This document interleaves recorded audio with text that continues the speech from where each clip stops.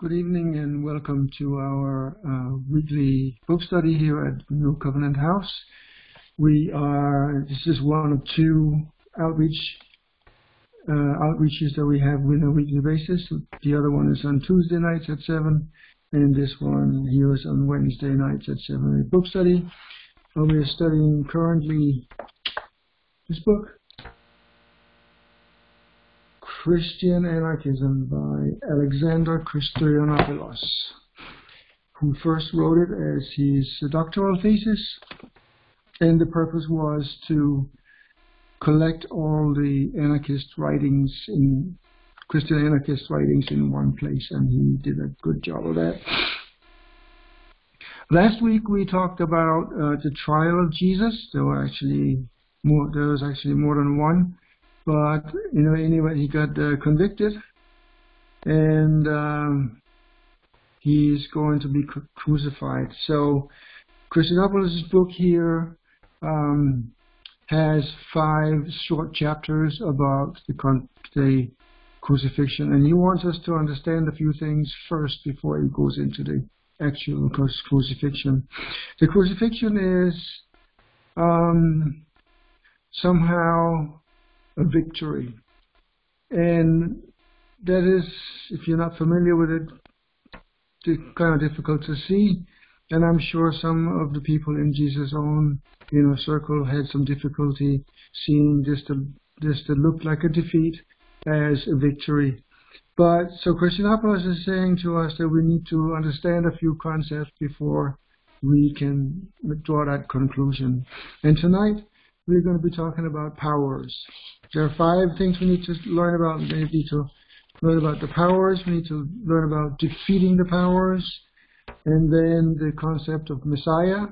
And then fourthly, the crux of Jesus' political teaching. And then finally, the significance of the cross. We mentioned a few weeks ago that there has been a tendency to spiritualize the cross, which in actuality is just a Roman instrument of execution, to execute people. But anyway, so tonight it's about the powers, and it's a little difficult, and I think I'm going to read most of it because there's pretty much every sentence has significance, and I wouldn't necessarily want to interpret this and go wrong too much. So to be safe, I think I'm going to read a lot of it though. So yeah. So in other words, Paul is the guy who's developing most of this concept about powers and principalities. And there are 2 Greek words that are being used. I would not attempt to pronounce them. And Yoder, one of the anarchist writers, describes them as some sort of super-terrestrial beings, which he admits might sound rather out of date today. So we frequently mention that Tolstoy is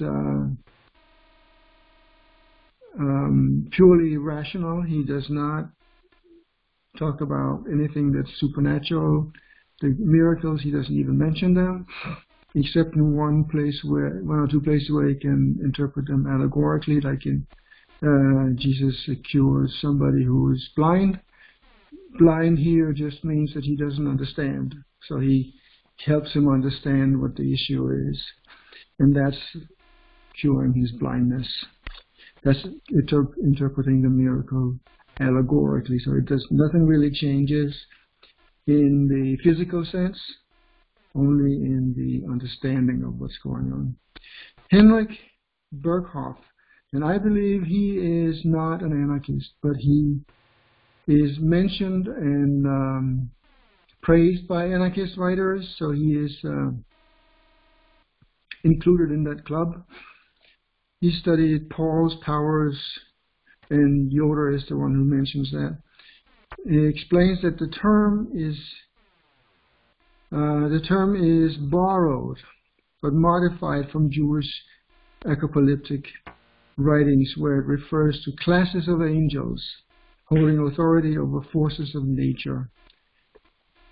Their role is one of domination. So in the Jewish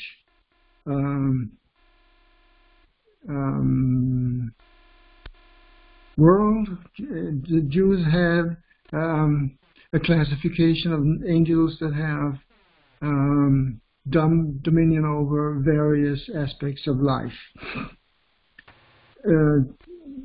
He explains in the rules of human history.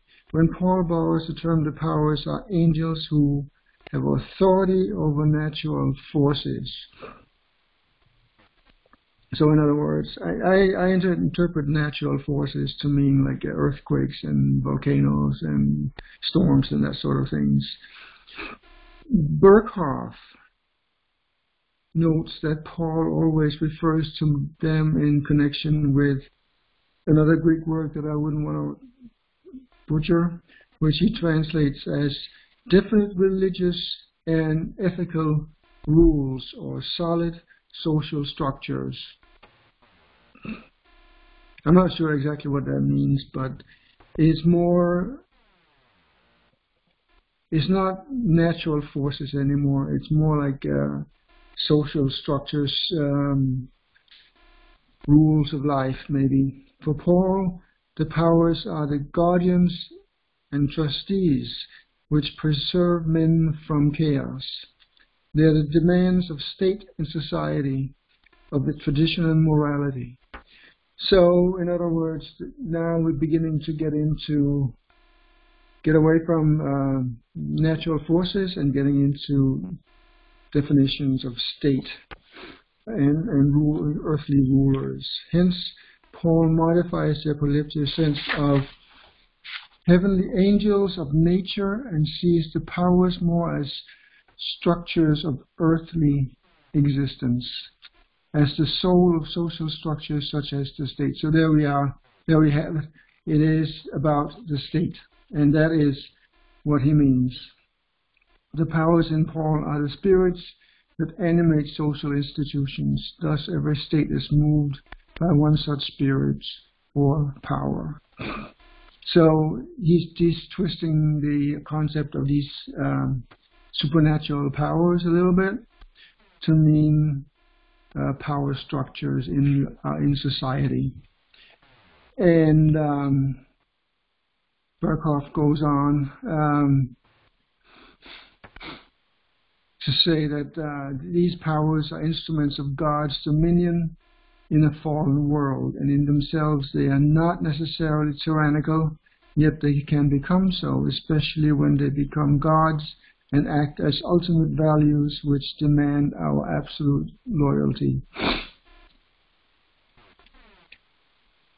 Ellul says that earthly political and military authorities really have their basis in an alliance with spiritual powers, which I will not call celestial, since they might equally well be evil and demonic. The state, writes Ellul, may fall prey to demons if the power that it represents refuses to recognize the supremacy of God.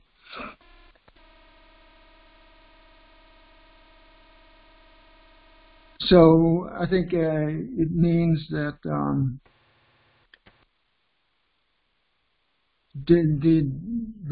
these powers, these spirits who have dominion over us are not necessarily evil, but they can become evil. They can be fallen just like the world is, may fall prey to demons. The state may fall prey to demons if the power that it represents refuses to recognize the supremacy of God. So in other words, it's people who thirst for power, and they want to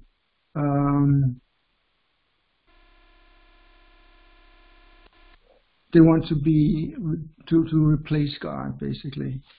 As mentioned already in the discussion of the book of Samuel, is further discussed in the conclusion. The state becomes unchristian when it elevates itself to the status of a god. So in Samuel we saw how the Israelites said they wanted a god, they wanted a king, and God told them this is going to be a disaster. Do not do it, but they did it anyway, and He let them. They are responsible for their own choices, so He let them have that, and of course it became a disaster, just like He had told them that it would be. Paul writes that Christians wrestle not against flesh and blood, but against principalities, against powers, against the rulers of the darkness of this world. For Christian anarchists, therefore, Christians should gird up their loins, not against the world of flesh and blood, but against spiritual wickedness. They should be engaging with the powers that lie behind all social institution. So, in other words, Paul is urging us to roll up our sleeves and engage with all this evil that's going on in our society. Here, Christian anarchists cite the work of Wink, another one of these writers, who writes that Christians are contending against the spirituality of institutions, against the ideologies and metaphors, legitimations that prop them up. Indeed, Andrews interprets anarchy to mean precisely against the powers. So, in other words, and he's saying that Paul is saying that any true Christian must be an anarchist. They're against the powers. An means against. Archy means power, against powers. It is also through this language of the powers that Ellul understands all the passages of the Bible that speak strife, contention, violence. For him, they are all part of the battle against the powers. We must be clear that this is not contention against flesh and blood, but against the powers, insists Ellul. So, a little bit surprising, these anarchist writers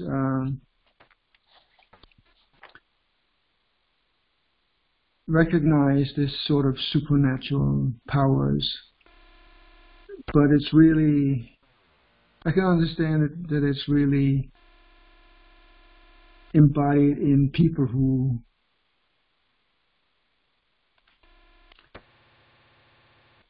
somehow get this power over other people. And we've seen that in history. We see it right now in Russia, I think, where Putin is basically taking the place of God in Russia. He has been in power for over 20 years, and nobody can tell him what to do anymore. He is the only one who knows what to do. So, and he does. And apparently nobody questions him or stands up to him. And we've seen that many times through history, that individuals like that can amass power and people just let him do it. But Paul is saying that gird up your loins and resist this evil.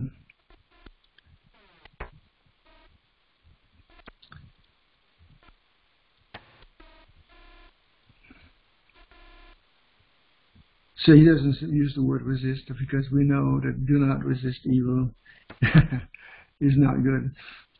But he's saying, he's using the word here in this text. He says, engaging with the powers that lie behind all social institutions.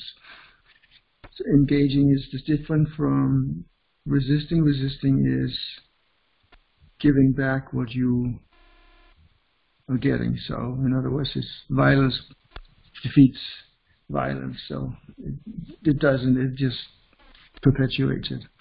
But engaging with this evil is, and we're going to talk about that next week, I think, because that's what that chapter is about, defeating the powers. So it's a little difficult to understand this chapter, but I think it's well put that it's important to try to understand the spirituality of this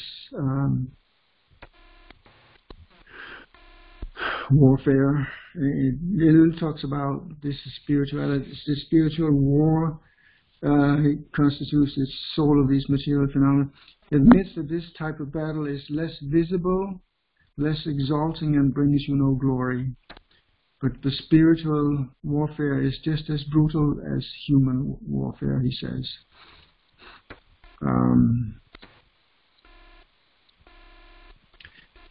The fight against the powers therefore demands important sacrifices. So that's about the powers. Next week, the headline in that one is on page 95 here in my version of the book. It's 12.11.2, the defeat of the powers, it says.